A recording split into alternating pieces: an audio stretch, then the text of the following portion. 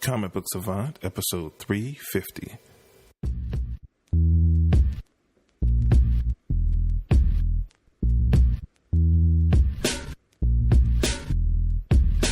I know this.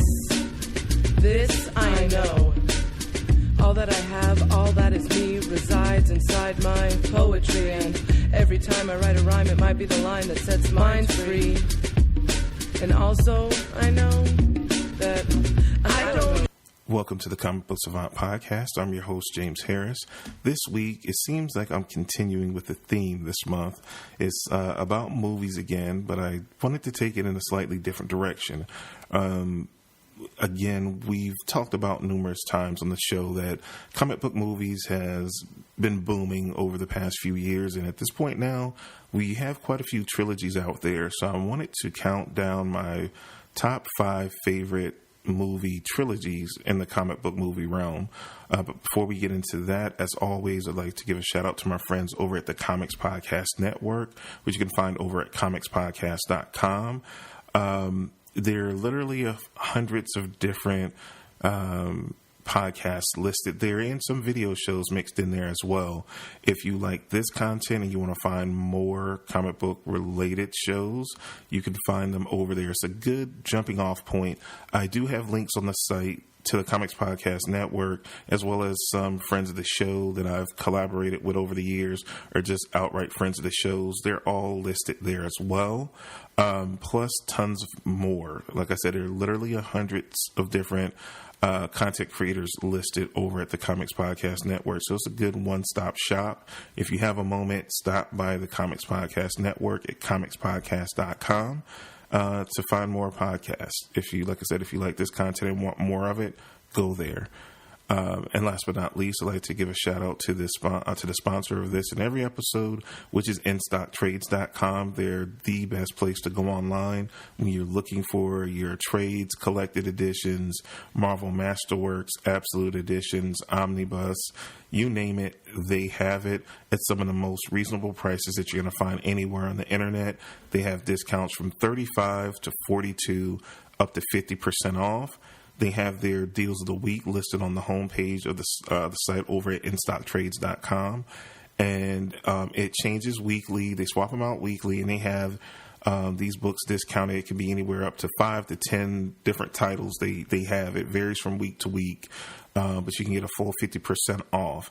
If you're a U.S. customer and you hit the threshold of an order of $50 or more, you get free shipping within the U.S. If you're an international listener and you still want to check out InStockTrades.com, don't let it deter you. You still get all the great savings, and they have some of the cheapest and most reasonable international shipping rates around, so you can still save a ton of money. So, again, don't let you being international deter you at all. You just don't get that one slight bonus of the free shipping. That's only for the U.S. customers. Also, I like to thank them again for being allowing me to throw this contest for the 11-year anniversary of the podcast. I've been talking about it. So far, the entries have kind of been slow coming in. There's a little bit of time left, so you still can get an entry in. All you have to do is go over to comicbooksavant.com, go to the contact page, and on the form there, and the subject line, just put 11-year contest or 11-year anniversary or anniversary contest, anything related to the contest. In the subject line, 1 entry per listener. We're giving away 3 prizes: a $75 gift certificate, a $50 gift certificate, and a $25 gift certificate, thanks to InStockTrades.com. So you still have time. You have till the end of the month to register for the contest, and then I'll do a drawing and announce the winners in the first or second episode in September, and you'll get those emailed out to you so you can get some great books. So definitely, if you haven't already, stop over to the website and register for the contest.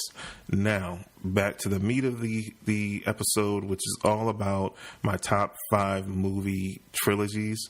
It was so many to choose from, and at the same time, it was kind of hard to decipher what were considered true trilogies. So before I get into my countdown, because sometime I don't count down in a ranked order, I just list them, but I actually have these ranked for you guys. But I wanted to give honorable mention to two particular franchises that didn't make my list before I get into the list. And honorable mention goes to the Spider-Man trilogy directed by Sam Raimi. Even though the third movie was kind of a clunker and a stinker, I still think that was a very important trilogy. The Superman trilogy also, because I love the Christopher Reeves, even though he did more than 3 movies, you still consider the first 3 movies like the main trilogy of that Superman story. The first 2 were good. Again, the third one was kind of a clunker. And then last but not least, Iron Man, the Robert Downey Jr. Iron Man trilogy, which the second one was kind of all over the place, but I really love the first movie. Second movie, I don't hate it. And the third movie has grown on me over time. So I gave them honorable mentions because I thought those were important and those were kind of influential movie trilogies in the comic book realm. So I wanted to give those honorable mention on this episode. Now, for me, when it comes to comic book movie trilogies, when I thought about it, it was interesting. How I looked at them, and I was surprised kind of with the list I came up with by some of it. But let me get into it first. The number 5 for me on my top 5 list is the Blade trilogy. Now, mind you, by no means should this be on anybody's list.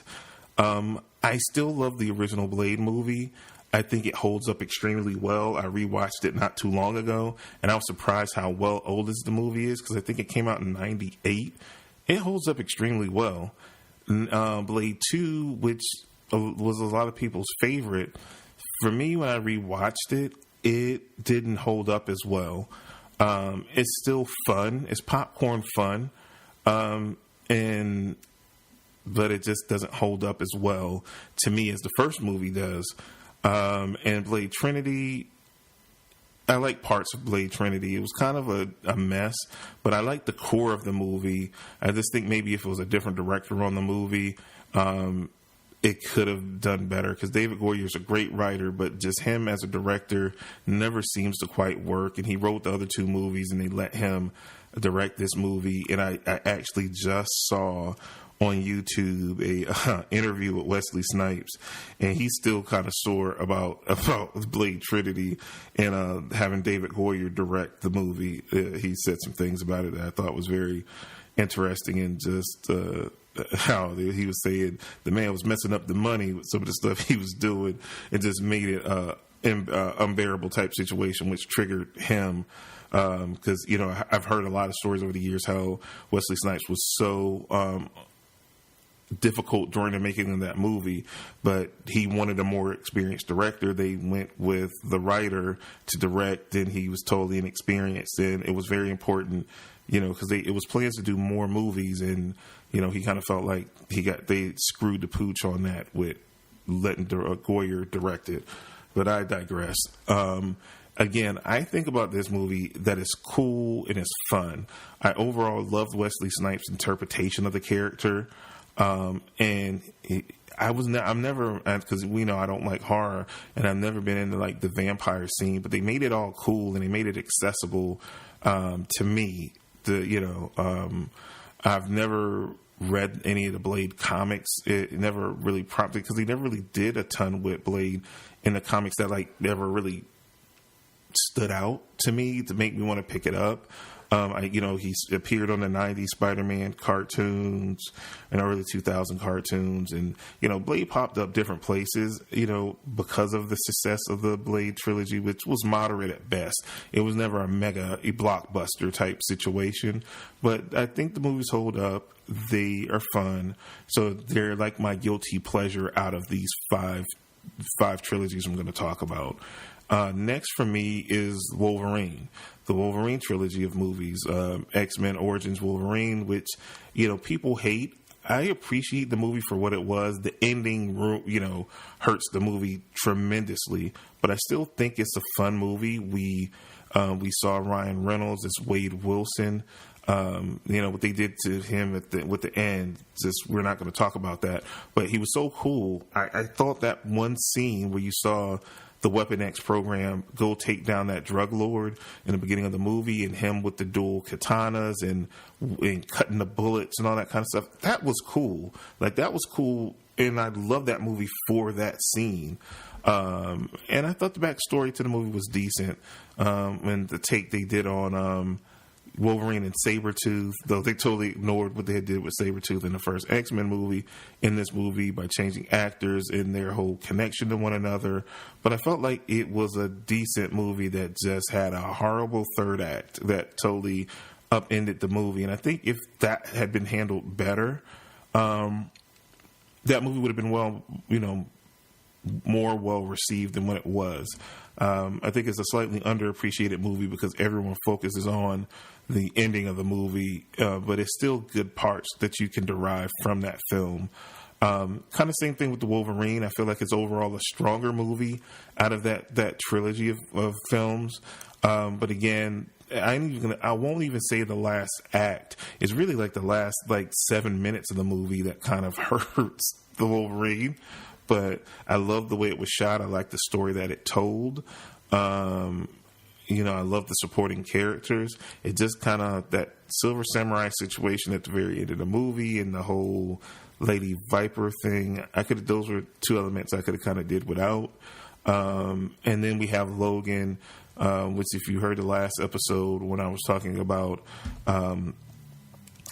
recent movies, I talked about it yet again. I've done a review on Logan. My feelings on the Logan movie, which I think by far was the strongest movie, out of this trilogy. And I would go back to this trilogy because I love Hugh Jackman in the role as Wolverine. He so embodies it, and he's good in every movie. I don't think he was ever a weakness in any of the movie. I just think parts in the storytelling and the villain type situation towards the endings of the movies were the downfall of all the movies. It was never his performance as the lead character. So that was why I would watch these. It's his storyline that he carries through the movies, and the pain that he carries and the regret that he carries from actions as the X-Men movie weaves his actions in different X-Men movies between that happened in between these Wolverine movies. They were direct links to how he was and the battle scars he had, and you can see his progression as a character through all of that in these movies, which I always really appreciated. And I think it's a solid trilogy. Next for me at number 3 would be the X-Men. I had to look this up. And this is another thing I went on a rant. Me and my wife was having a conversation when I was, coming up with this episode. And I was like, well, let me look it up, because now, far as how movies are sold and packaged up with these franchises and stuff now, that, I think originally it was, before the last two movies came out, it was like the X-Men quadrilogy, and you got the 4 movies. Now, because we've had 2 more movies, and so now we have like the X-Men trilogy, and now this has been dubbed, I think at one point it was the X-Men First Class series. Now they repackaged it yet again, and these movies are called the X-Men Beginnings trilogy, which consists of X-Men First Class, X-Men Days of Future Past, and X-Men Apocalypse. That would be my number 3 pick in my top 5 comic movie trilogies. I really enjoyed First Class. It's a solid movie, not a great movie. I think the one thing we gleaned from all of that is the revelation of having James McAvoy as Charles Xavier and Michael Fassbender as Magneto, and Jennifer Lawrence as Mystique, or Raven, or what have you. Yeah, I like Jennifer Lawrence. I just don't necessarily like her in that role. I liked her more in the Raven Mystique role, probably in this movie more so than any of the others in the trilogy, and I'll talk about that a little bit later. X-Men Days of Future Past, I think, is my favorite of the three movies, especially the extended version of the movie. I really, really enjoyed. It's probably one of my favorite X-Men movies of all time, probably next to X2 or X-Men 2, X-Men United, whatever the different subtitle, because they constantly change that as well.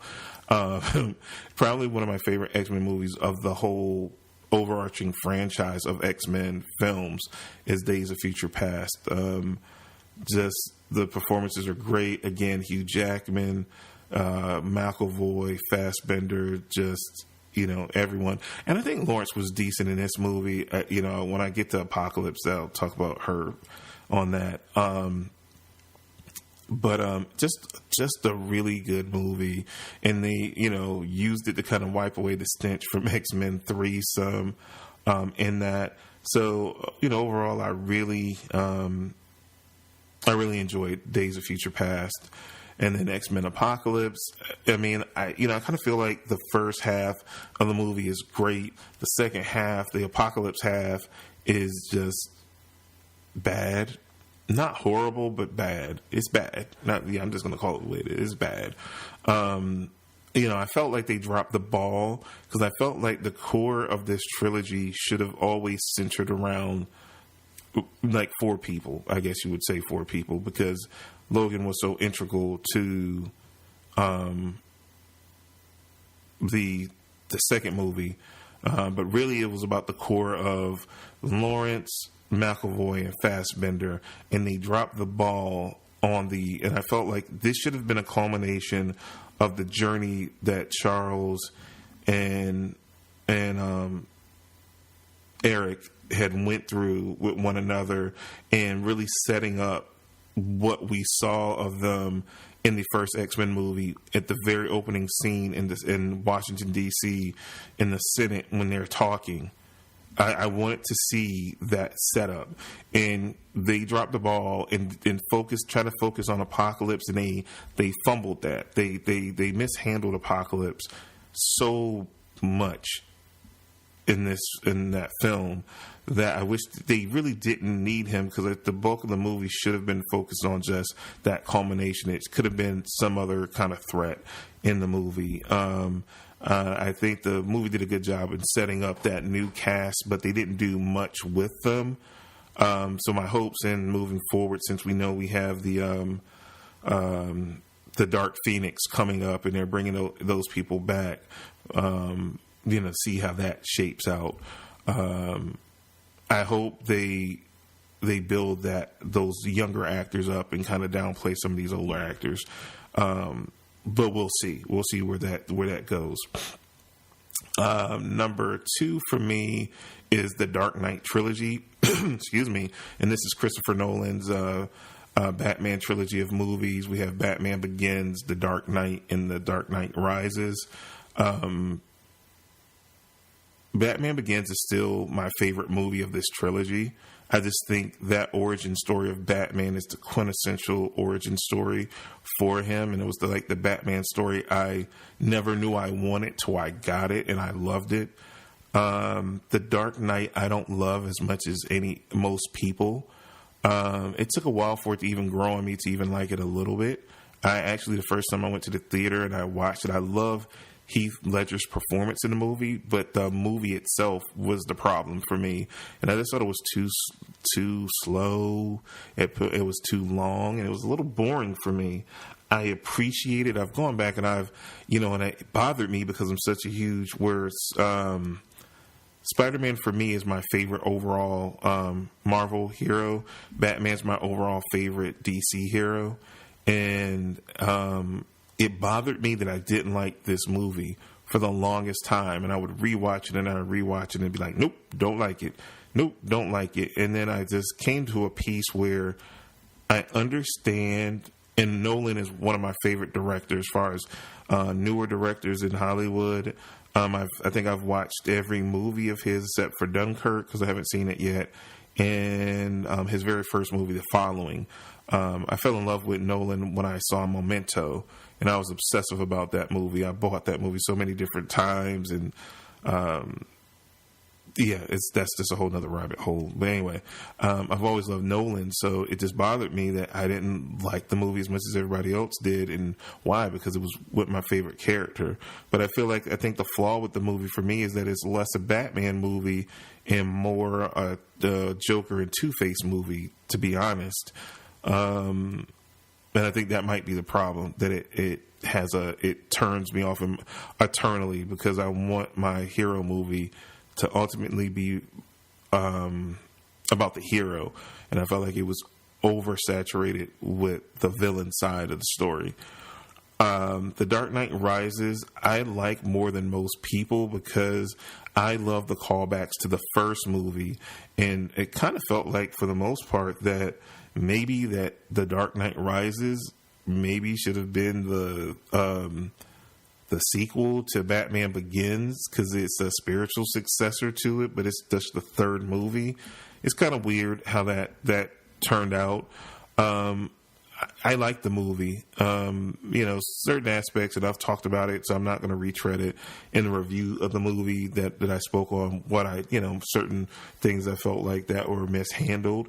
But all in all, I think it's a solid trilogy. I go back and I watch the movies from time to time to reflect on them. But I think out of the trilogy, I watch Batman Begins more. I've seen that more than any of the other two in the trilogy. And last but not least, for me, I can't have a list, and I've talked about this franchise a lot, and it's Captain America. The Captain America trilogy of movies are just outstanding. Captain America, the First Avenger, Captain America, the Winter Soldier, and Captain America, Civil War. Now, I loved Captain America, the First Avenger. It doesn't hold up as well. The last few times I watched it, I've lessened my love for the movie, but I still think it's a solid movie.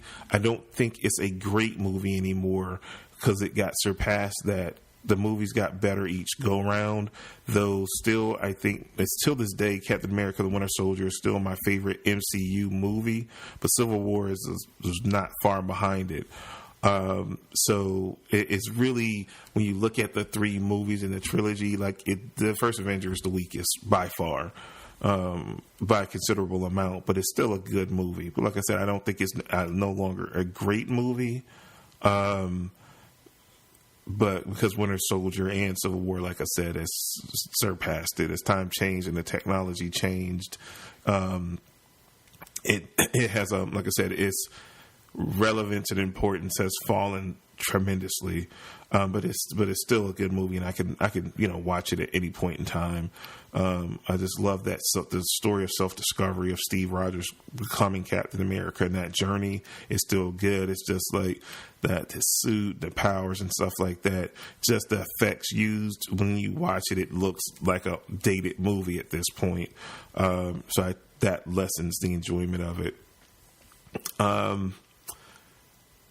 Now, I want to go over this idea, because as I was coming up with this whole, episode and thinking about the movies I was going to include, I actually, after seeing Wesley Snipes in this interview, I saw him he was on Sway's Universe. It's a radio show, XM radio show that they do all these great interviews, and they post the videos of the interviews on their YouTube channel, and I subscribe to it.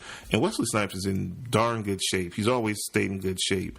Man, I would like to see a Blade 4 movie, and I know it was rumors going around that he was in talks with Marvel, because I think Marvel owns the rights now back to Blade, and that he did some talks, and it was talk about they were going to launch a new Blade series with it being like a female Blade, or like it was his daughter.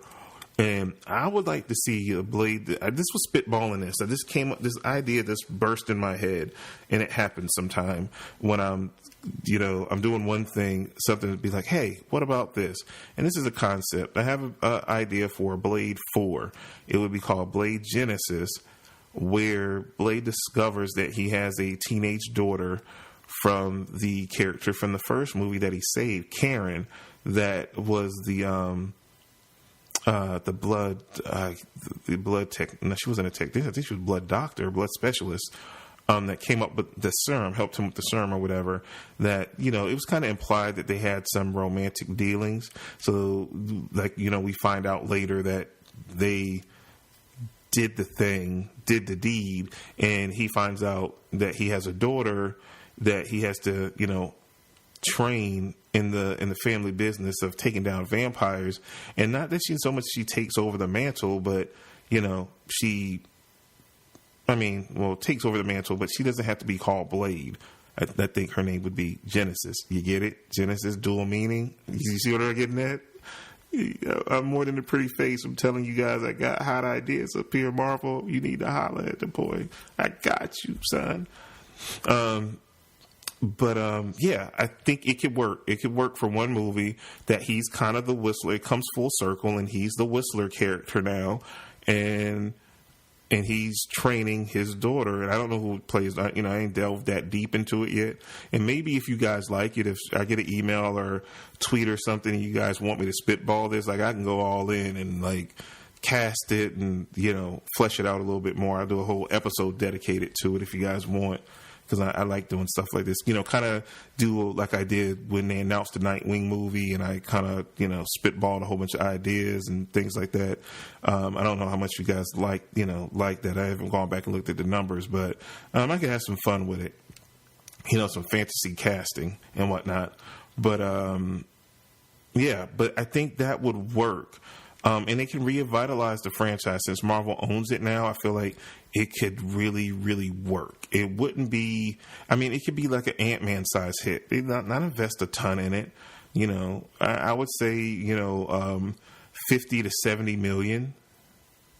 You know, maybe not even that. I think they could. They probably can get away with like 30 to 50 as far as a budget for a Blade movie at this point, because Wesley is not the star that he once was. So I feel like they could probably get away with that kind of budget, and I feel like it would make some respectable money. I think you can make, you know, Ant-Man, you know, Thor money off of it, off a relatively cheap investment for them. I don't know, you know, I don't know where they would fit it in the overarching universe, but I think it could do it, and they need newer, younger heroes in the MCU. So I feel like it, you know, it could be a unique corner, or you can do this concept as a Netflix show because it kind of maybe fits into that world a little bit more. And you could do it through Netflix as well. But I would like to see Blade kind of return in a movie setting, but on Netflix they would have freedom and they could flesh out the characters more, because they could have, you know, 10 or 13 episodes to do it as well. So actually thinking about it out loud, maybe it would work better on Netflix, because it fits in that world more than it fits in the cinematic universe. So scratch that, Netflix show. Not a movie, Netflix show. Boom. Drop the microphone. I'm done. If you like the content that I am creating, please follow me on social media. You can follow me on Twitter, Instagram, at Comic Book Savant. Also have the YouTube channel going. Videos, new video goes up every week. I'm going to increase the output there as well. I'm getting more comfortable with the format. If you like all the content that I create and you want to help support the show, I have a Patreon. And also, it's the Patreon address is patreon.com/Comic Book Savant. You can sign up. You can, if you can give as little as $1 a month to help support the show. I have different, you know, rewards there for, you know, for Patreons that help support the show, supporters of the show. If you can't do that, I also have a link on the website at comicbooksavant.com where you can do a one-time donation to the show through PayPal if you want to support. If you have it to do it, please do. It helps improve the show. Also, subscribe to the YouTube channel. Leave reviews on iTunes. Support the the sponsors of the show. You know, like I said, I also have things like I have Amazon affiliate links. So if you want to buy something through Amazon, even if it's not something I recommend, if you click on that link and you buy something, it goes to, I get a little percentage, so it helps supports the show through that. So there's many different ways you can support directly and indirectly to help keep the show going. And just your feedback as well. I love your feedback. So, you know, like the page on Facebook. I have a discussion group on Facebook. Links to everything that I'm discussing right now is on the website. So you can go there, get links. If you can't remember anything that I'm saying as far as the actual URL addresses, all of that stuff will be on the website. That's your hub for everything related to the show, is through comicbooksavant.com. That's all I have for you guys this week. I'll be back next week with another episode of Comic Book Savant. I hope you guys have a good week, and I'll see you again next time. Take care. And into lyrical wholeness. And I know this, and I know this. This I know, this I know.